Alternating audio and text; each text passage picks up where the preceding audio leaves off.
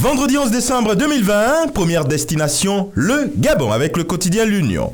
Mesures sanitaires, ça continue. Le Conseil des ministres, présidé hier par le chef de l'État Ali Bongo Ondimba, au lendemain du réaménagement d'un gouvernement dont les membres se sont engagés à assumer pleinement leurs responsabilités avec exemplarité et probité, a notamment entériné le projet de loi portant propagation des mesures sanitaires de prévention, de lutte et de riposte contre le Covid-19. Covid-19 également en manchette du quotidien sénégalais Le Soleil. Abdoulaye Diouf Sarr sur la flambée des cas de Covid-19. Et le ministre sénégalais de la Santé de dire que s'il faut, les mesures seront corsées et que le Sénégal optera pour le vaccin homologué par l'Organisation mondiale de la santé. Critique dit presque la même chose. Covid-19 au creux de la seconde vague. Le virus reprend sa tuerie. Le Sénégal franchit la barre des 100 cas par jour. Abdoulaye Diouf Sarr de revenir en manchette de Libération. Il s'exprimant sur la situation de coronavirus au Sénégal dit « Nous sommes dans la deuxième vague. Nous ne pouvons plus faire dans la tolérance. S'il le faut, on ira jusqu'aux mesures contraignantes. » Respect des mesures barrières également avec Réumi Quotidien. Abdoulaye Diouf Sarr sort le bâton.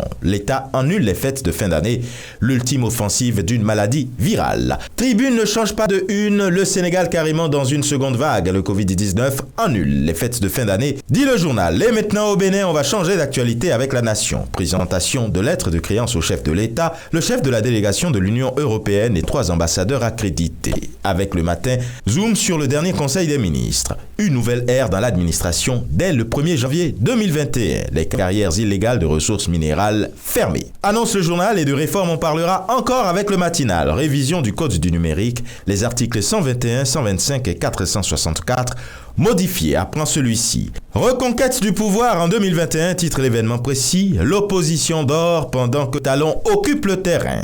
Et nous sommes au Burkina Faso avec l'observateur Palga qui intéresse ses lecteurs au secteur minier. Rassablga prospecte le champ de la corruption, dit le journal. Et le quotidien L'Information pour tous d'offrir sa une à Tempu, caricaturiste du journal indépendant, et l'artiste de dire que tous ceux qui ont tué Norbert Zongo vont payer, sinon sont en train de payer leurs crimes. Commémoration du 11 décembre avec Sidoya, le président du Faso dans la cité du paysan noir. Et maintenant en Côte d'Ivoire, Fraternité Matin parle de sécurisation des fêtes de fin d'année concernant les violences liées à la présidentielle. Le journal propose à ses lecteurs les décisions du Conseil national de sécurité. Le jour annonce la prestation de serment du président Ouattara ce lundi. 10 chefs d'État en route pour Abidjan, poursuit-il. Pour le nouveau réveil, il est question du respect de la Constitution, de la libération des prisonniers et de la traque contre les opposants. Bédier rassure et relance la lutte. Et Bédier s'installe également en manchette du quotidien Le Sursaut. Dialogue politique, comment Bédier a piégé Ouattara. Semble vouloir décrypter le journal pendant qu'au Togo, il est question de droits de l'homme.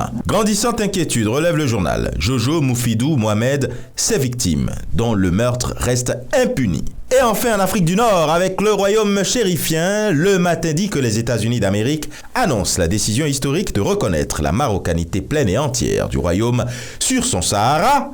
Et ce sera tout pour aujourd'hui. Mais encore, prudence, vigilance et surtout, n'oubliez pas les gestes barrières. Excellent début de week-end et à la semaine prochaine.